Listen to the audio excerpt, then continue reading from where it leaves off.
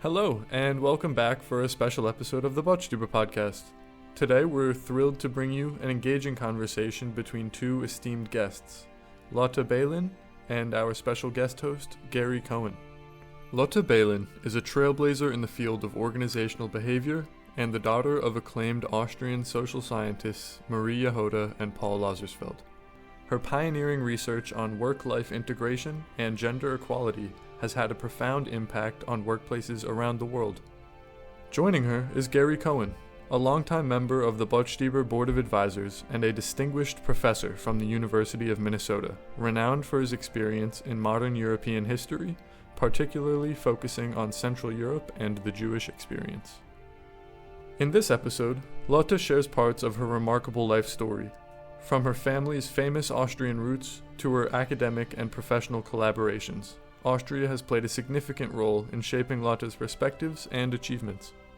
Without further ado, sit back and enjoy this captivating conversation that delves into the intersections of personal history, cultural connections, and pioneering scholarship.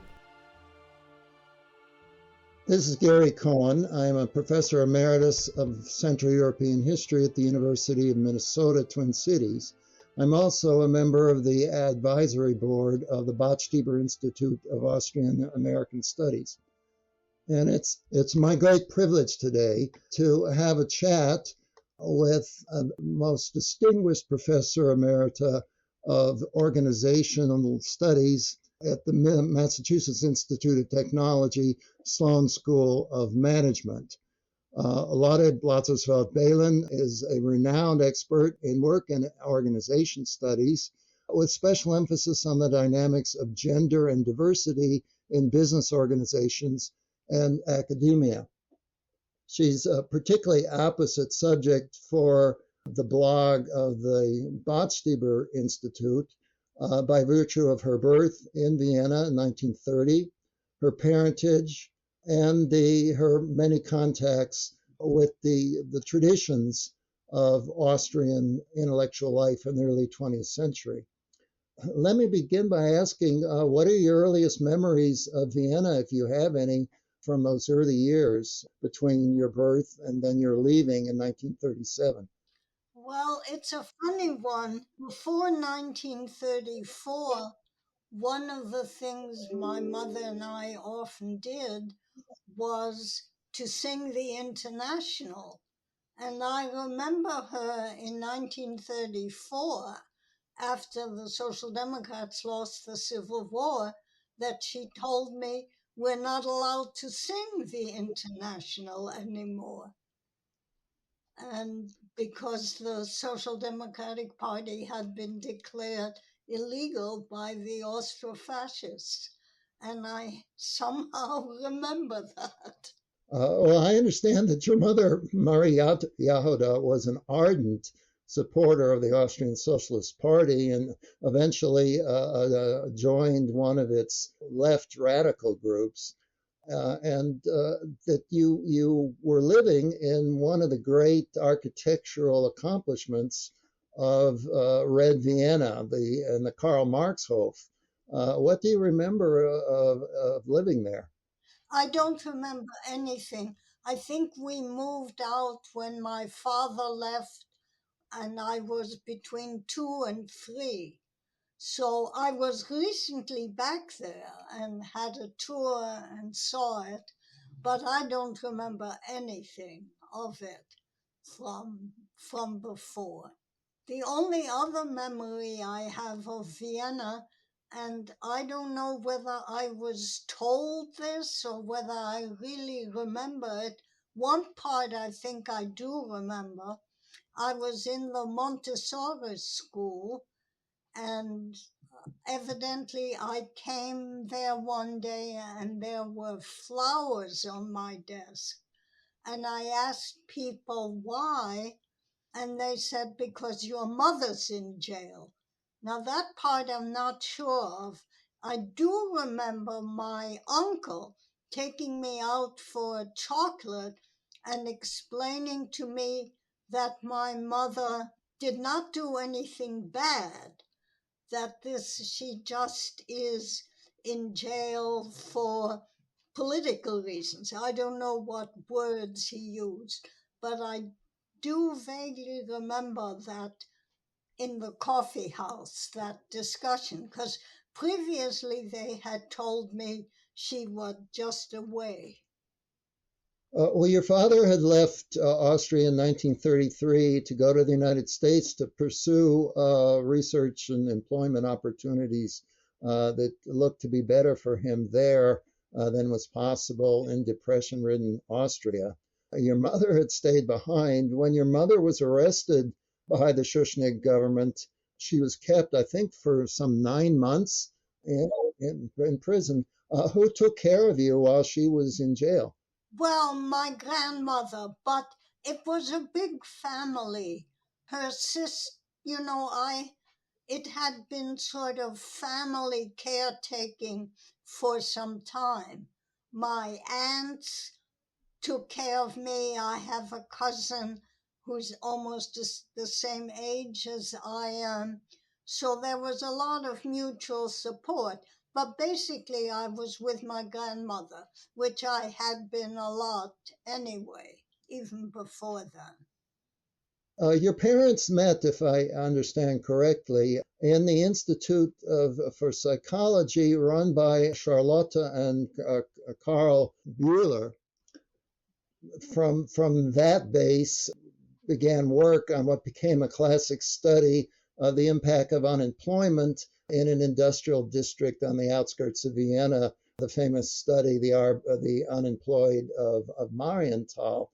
Vienna in the 1920s and into the early 30s saw a great ferment and flowering of important new work in the social sciences and philosophy and language theory that had far-reaching effects on the respective disciplines.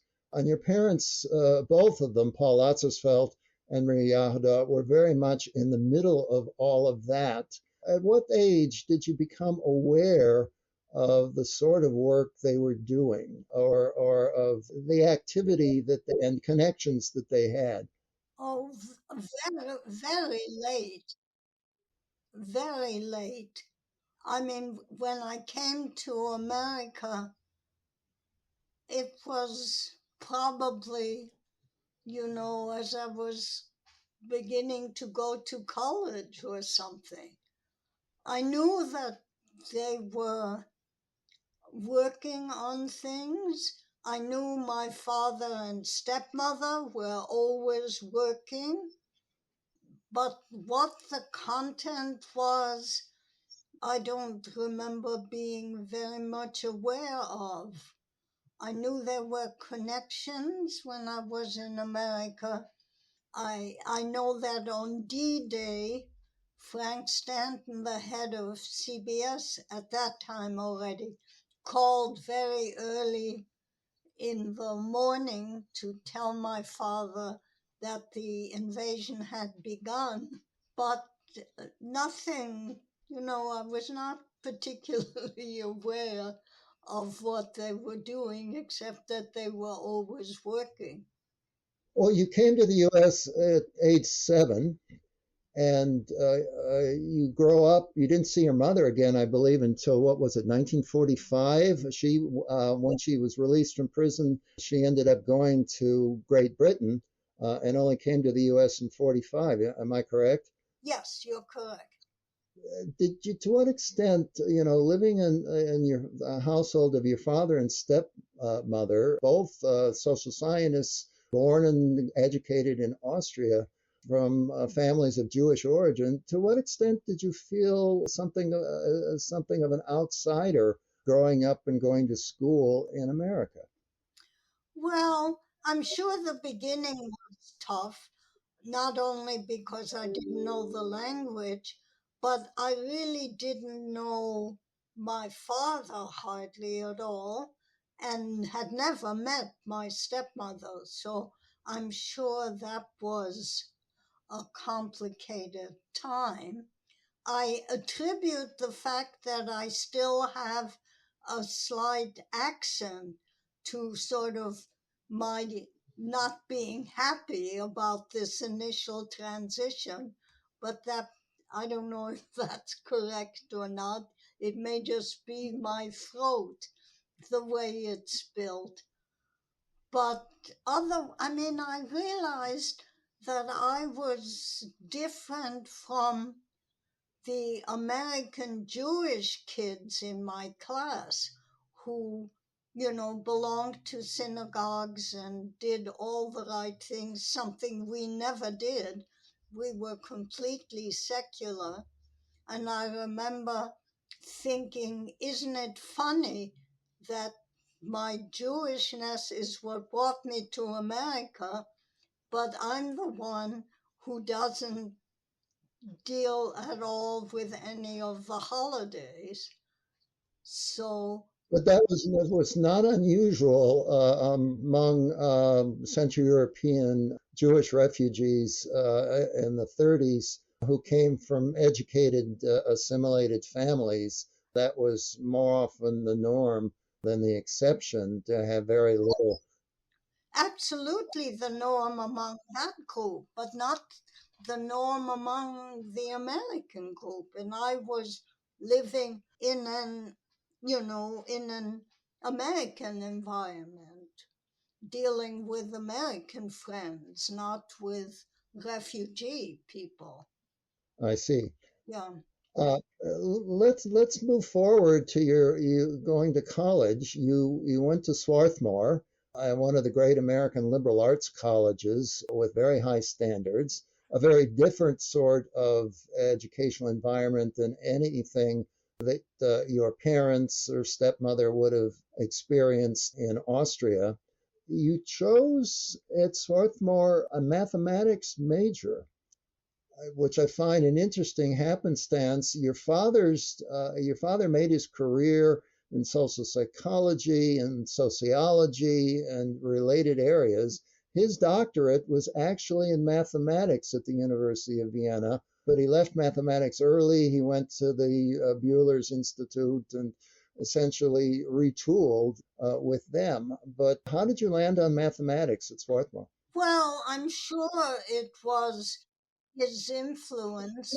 He didn't fully leave mathematics. He kept it up in application to social science issues, his latent structure analysis. So his way of thinking remained really as a mathematician. And his son, my half brother, has indeed become a mathematician. So it seemed almost, like the family business. That's what you do. And I followed through until I took some graduate courses between my junior and senior year and realized I really didn't have it. I just There were certain things I could do. I could deal with complex variables and with matrix algebra, but I had no idea how to approach a theorem, and so I decided that's not going to work.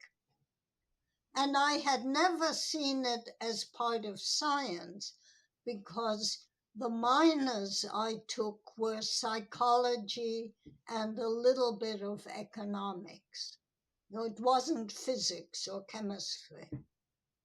Was it that minor in psychology that eventually led you to do graduate studies at Harvard, Radcliffe in social psychology? Yeah, yeah, I think so. It was social science. That was the social relations department, which combined social psychology with sociology, with clinical psychology, and with cultural anthropology. It was an experiment that lasted about 10 years or so at Harvard, and I just hit it.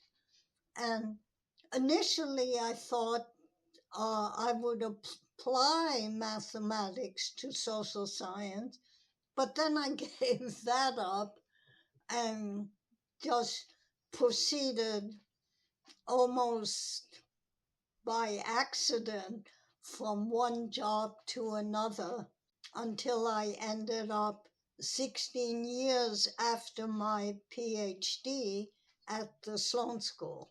That, in my understanding, was often the case for women scholars of your generation, a terrible difficulty in getting normal faculty appointments for years and years, and the fact that there were in those years in the great American research universities, very few tenured women, very few women on the faculty on the faculty on continuing appointments in general.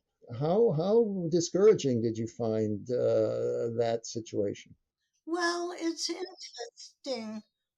Um, my dissertation advisor told me that he would have loved to keep me as an instructor. At that time, people started as instructors, but he couldn't appoint me because instructors in the department have to do tutorial in the houses, and no woman can do that tutorial. So I had a series of research lecturer jobs and so for those 16 years. And of course, I didn't know how it would end. And so there was some frustration. On the other hand, I had much more control over my life than women students have today. And I could say no to things if I didn't want them. I could go part time, I could go full time. And it was much easier for me to bring up our two sons than it is, I think, for people today. So looking back, it was not at all a bad way to go. And as a matter of fact, I've written about this and I have some data on it showing that this kind of a slow burn way, or I called it apprenticeship model at one point, is really ideal for both men and women instead of imposing the most difficult career times on top of the optimal family times. But today, partly because of age discrimination, I wouldn't dare advise a woman student to do it, even though I think it would be better for everybody. Well, indeed, and we see many cases of women assistant professors on a tenure clock facing enormous challenges if they also want a family life. One option some universities are taking that I think you've taken a look at is the opportunity to stop the tenure clock for childbearing, child rearing, or take leave, family leave. I'm not sure that that's an adequate solution, but it shows the awareness of the problem that you identify. Yeah, but what the real thing that has to be done is to rethink the whole timing issue. Why are the first 7 years the critical years? It doesn't make any logical sense. It's just this is the way it's always been, and it's never previously been thought as problematic, so it's now assumed that you have to do this, but I don't think that's true. But nobody is questioning those structural issues.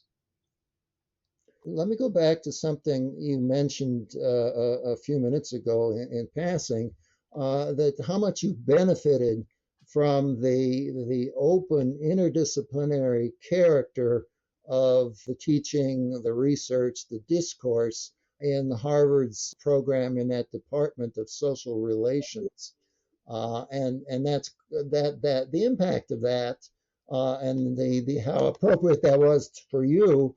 I think is apparent, and when one looks at the arc of your research projects and research activities over the many years, in that the wide-ranging character of your inquiries in organizational dynamics and practices.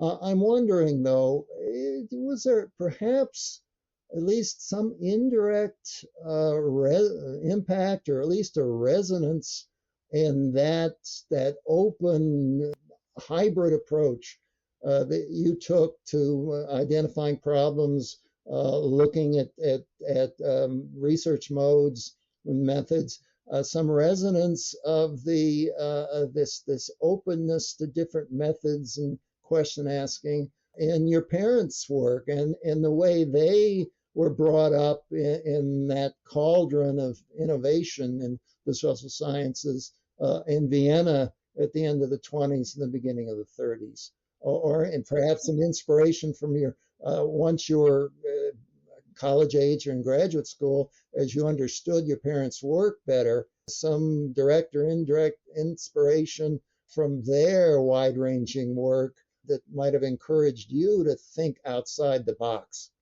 so to speak. Absolutely. I mean, a lot of what I've done has many ties to the kinds of things that they did. I moved more from work like my father, then to work like my mother, and finally, pretty late in life, to something a little bit of my own. And very much so. I mean, I think I fell into a lot of things because of the models that I had. I didn't have to make many independent choices. But you did find your own way. No one would question that.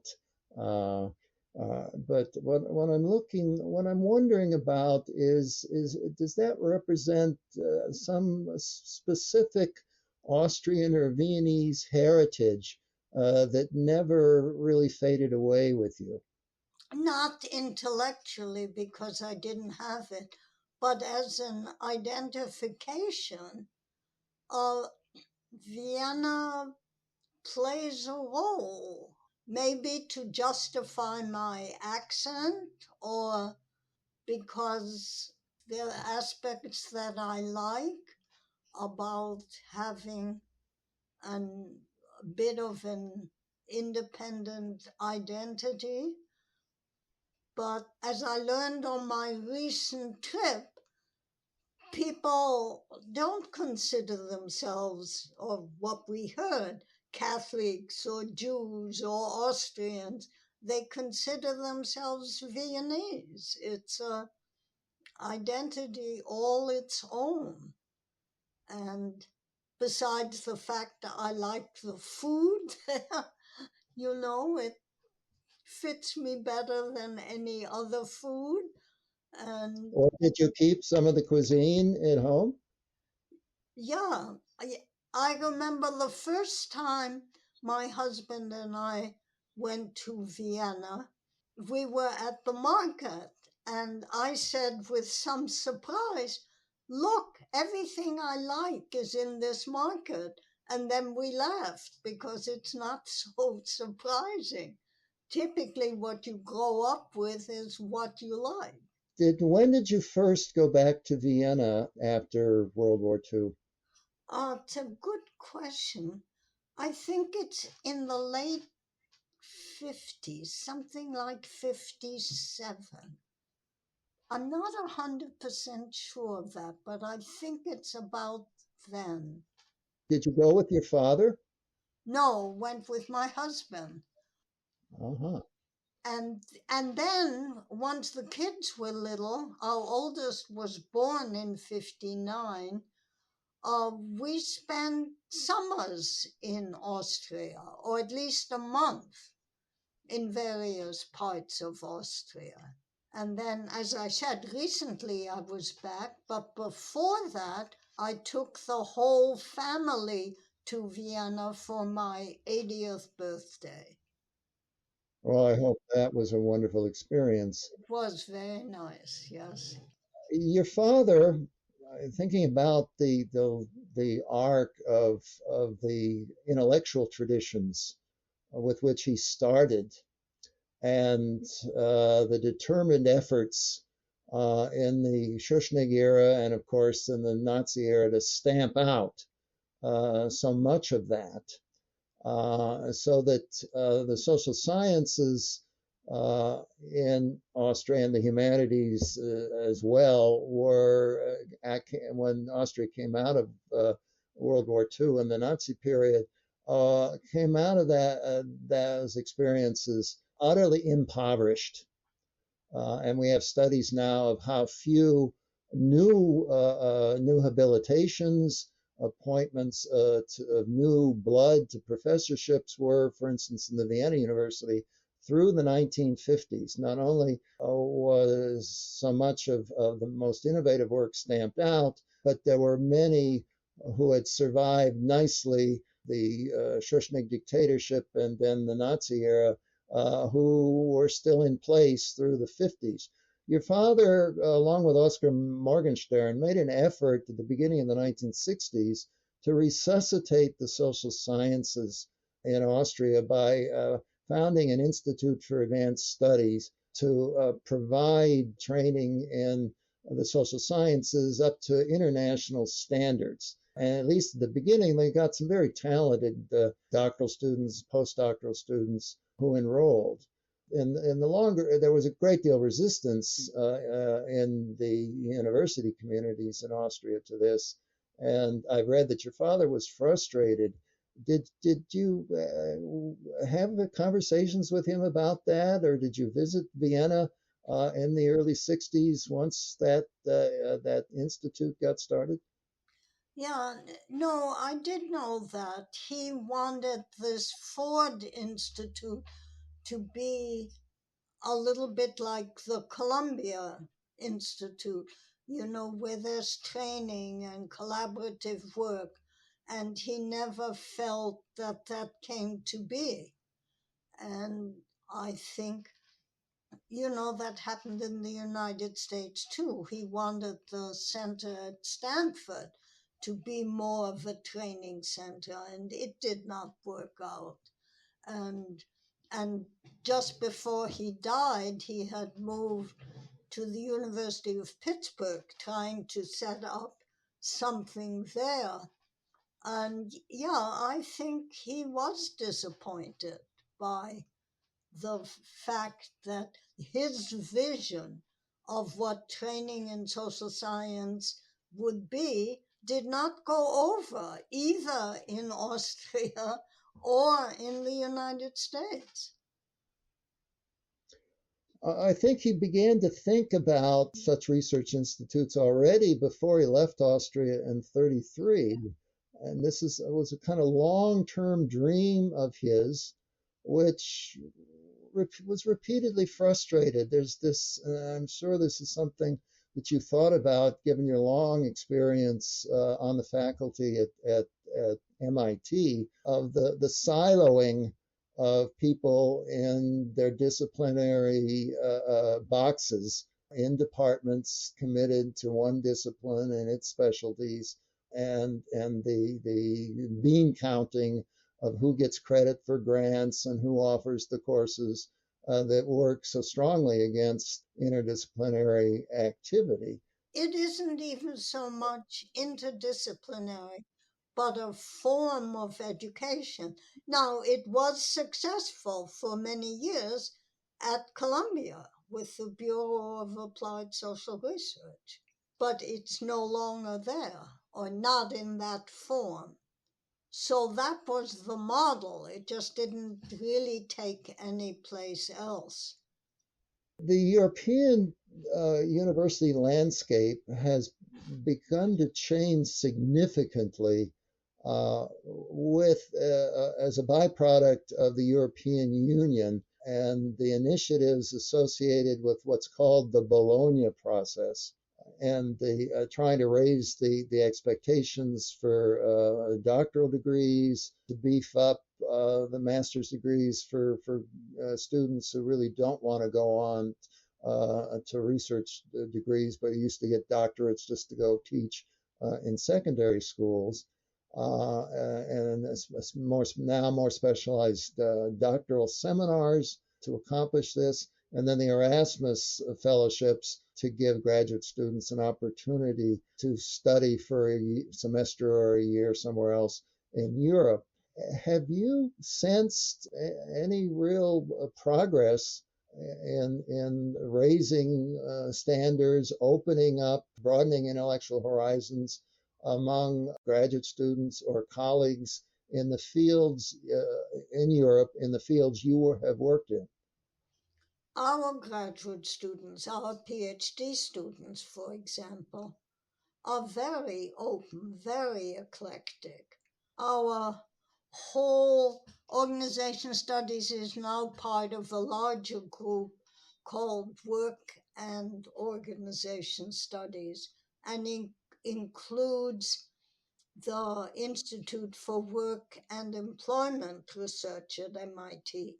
And the type of work that people do there ranges from laboratory experiments to huge surveys to ethnographies, and covers a complete variety of topics and issues.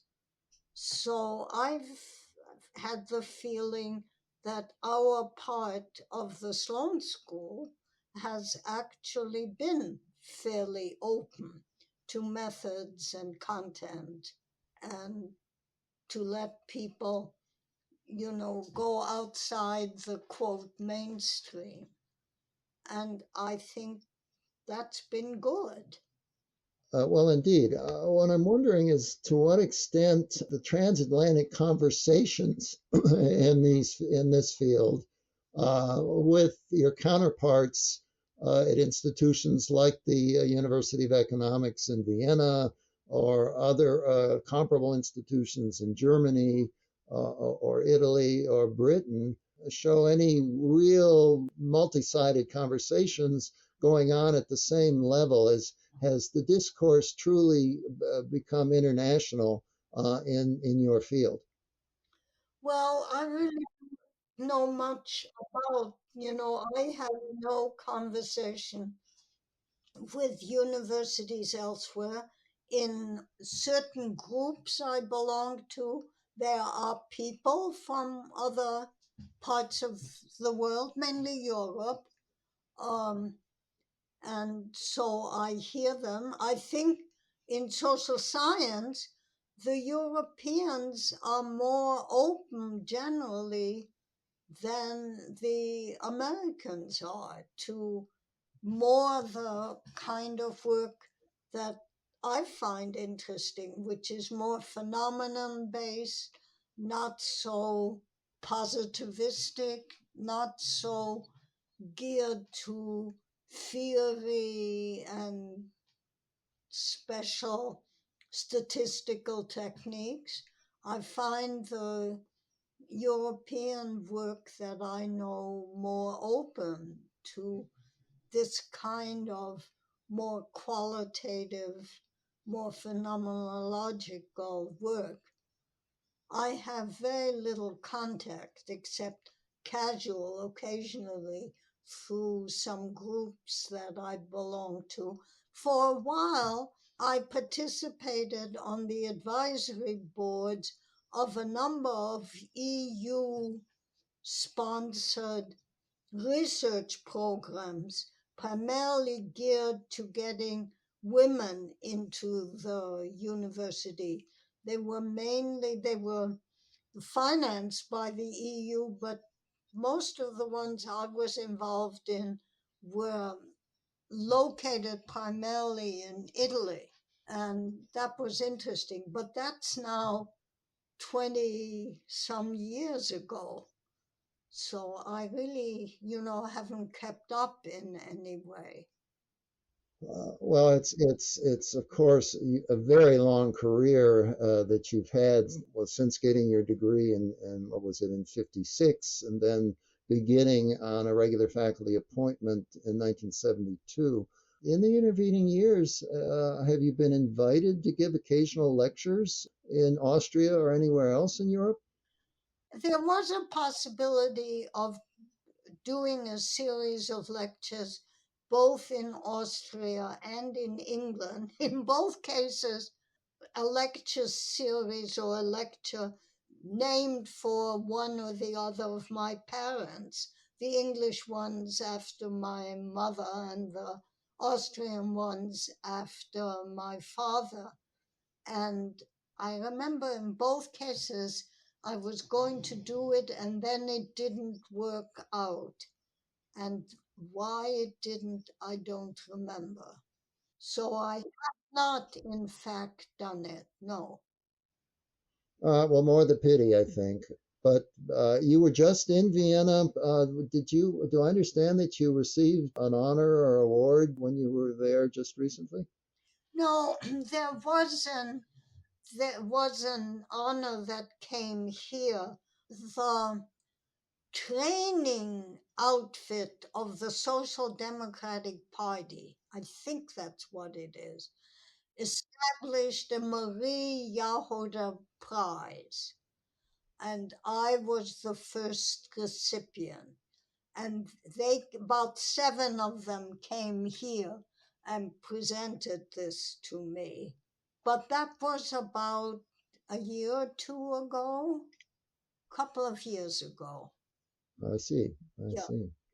While I was in Vienna, the Linz people who've been working on my mother's stuff, there was a launching of a new book in their series of things they've been doing. This is the 5th one, I think, which has a new translation of my mother's reconstructions, as she called her memoir, and a translation of a little memoir of women, 4 generations of women in my family, which I wrote about 25 years ago, and some letters. So there was the launching of that book. So that was one of the events while I was in Vienna this time. Well, I find it wonderful to see that the memory, the impact and memory of her work get such recognition and honor in Austria, and that there's such a commitment to perpetuating the memory and that work. Both your parents, and of course there's been a major move in Austria since '45 to revive the consciousness, understanding, and knowledge of the intellectual and cultural traditions before the horrors of the 1930s and the World War II years. I mean, almost to the point of fetishizing early 20th century Vienna as sort of making it a talisman to blot out what came after. Yeah, I think that's right. Yeah. It helps as long as it doesn't blot out all the memories. I think I've learned a good deal from speaking with you about how the Austrian origins affected you and how you found your own paths as you grew up in America and made a family life and a career, a very distinguished career of enormous accomplishment in your research and teaching. And it's really a privilege to be able to speak to you about this and get such sharp memories and observations of all of that. So let me thank you most heartily and wish you a wonderful summer. And I hope our paths will cross again. Well, thank you very much. I very much enjoyed talking to you. And Vienna is very much on my mind since I've just recently come back from there. So it was particularly nice to have this chance to talk to you. Well, maybe at some point we'll find a place to get a really first class Wiener Schnitzel, Yes. which is a little hard to find in the U.S. Yes. Well, thanks so much. Thanks for listening, and we hope you enjoyed the episode. Remember to check the episode description to find more from our guest. Follow us on social media or turn on notifications to get alerts for future episodes. The Botstiber Institute for Austrian-American Studies promotes an understanding of the historic relationship between the United States and Austria, including the lands of the former Habsburg Empire, by awarding grants and fellowships, organizing lectures and conferences, and publishing the Journal of Austrian-American History. We engage with a broader public audience through digital programming, including videos, podcasts, and blog posts. Auf Wiedersehen, and see you next time.